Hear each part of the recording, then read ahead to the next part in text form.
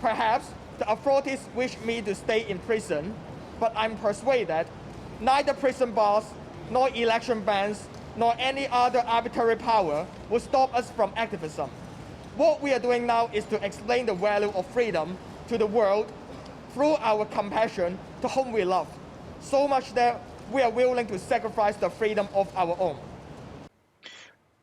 Well, Joshua, Agnes, and Ivan are taken into custody today, and they will have their sentencing next week.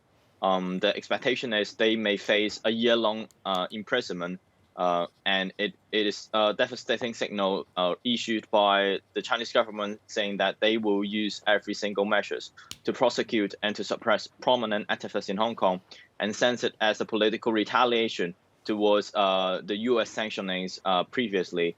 So this is a very important case, and I urge your attention and support to that. Well, the pro-democracy movement in Hong Kong has stepped into another phase, which we are currently facing a massive political persecution and possibly imprisonment after a year-long pro-democracy movement.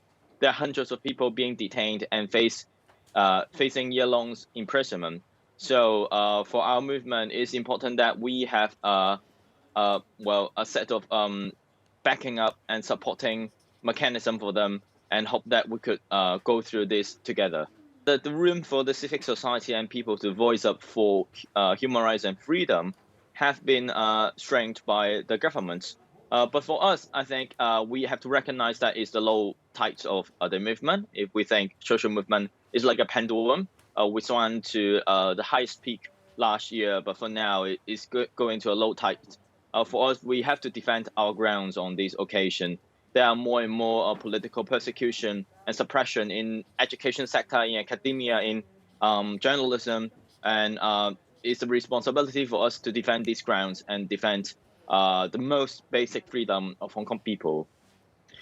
Well, I'm currently on the list of wanton list under the national security law of the Hong Kong police, and also I am a former lawmaker who I believe is the first went into a life of exile. My example clearly and vividly demonstrate how deteriorated Hong Kong's system is and how corrupted it is. So my position would be continually voicing up for Hong Kong people and to speak the truth, and hope that we could garner more international support and eventually more democracies form an alliance to combat the authoritarian expansion of China, no matter internally or over the border.